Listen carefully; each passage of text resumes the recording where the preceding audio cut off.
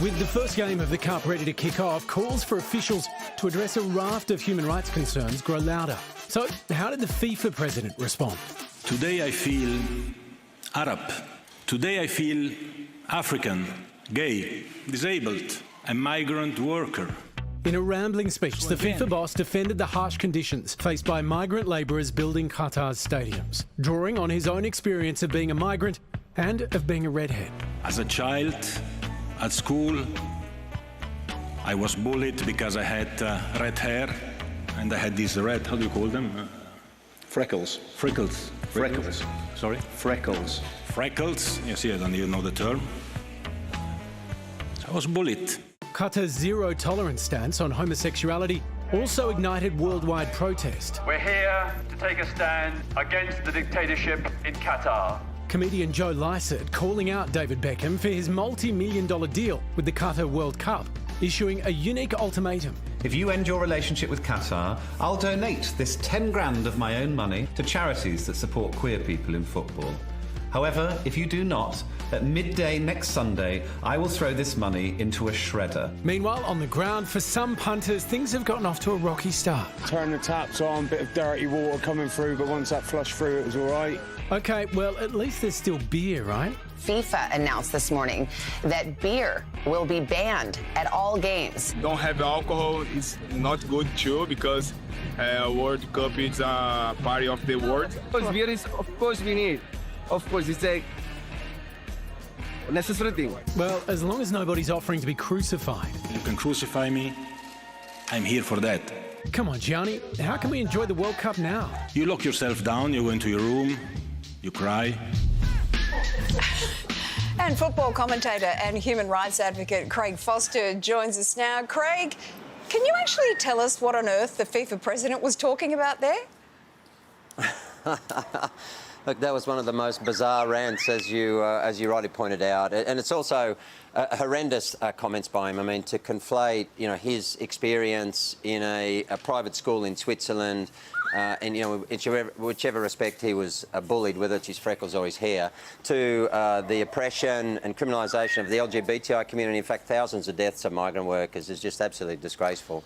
Look, there is no question that. The criticism of Qatar, there is a measure of prejudice involved in that by media all around the world. That's natural. However, that can't obscure 2 points. Firstly, that there's been immense harm here and that people are rightly outraged by it. Secondly, what Infantino's doing is just deflecting from the fact that much of that criticism has been of him and has been of FIFA. And so by trying to, deflect everything onto the Supreme Committee and the Qatari government, he's just avoiding his own accountability. The worst thing in the end, Lisa, is that he keeps talking about morality and says that Qatar are being given morality lessons, and it doesn't matter really by who. That's simply not the fact. He has a human rights policy that he has to uphold, and human rights are universal. They're actually not about morality. So the most dangerous thing here and most disappointing is that whilst FIFA have their own human rights policy, the president of FIFA clearly doesn't understand it, and to the small extent that he does, he's not willing to uphold it, and he certainly doesn't want to be accountable to it, and that's deeply disappointing.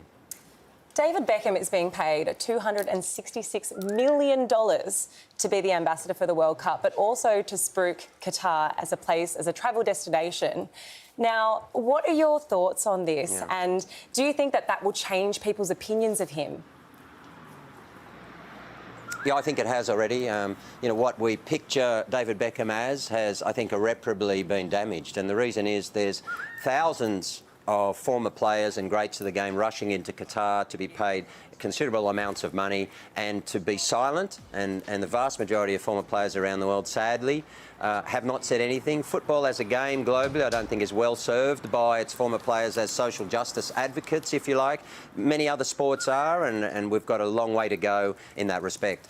But for Beckham in particular, he was seen, of course, as a gay icon, and so that became part of his brand. And now, rightly, the LGBTI community around the world are feeling as though, perhaps that was just part of his branding, that it wasn't authentic, because to now be able to promote Qatar and say outwardly that it's a fantastic place, everyone should come, without mentioning the criminalisation and the oppression of the LGBTI community.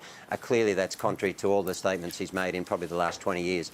I would say, though, if he has such an incredibly powerful brand that he's in a position where he can make positive change, and it would be wonderful if he admits his error and turns around and starts to speak up on their behalf during, because he still has a full month to be able to make at least some type of impact. I've got an idea. The world is waiting for an ex-footballer to become a new gay icon. Come on.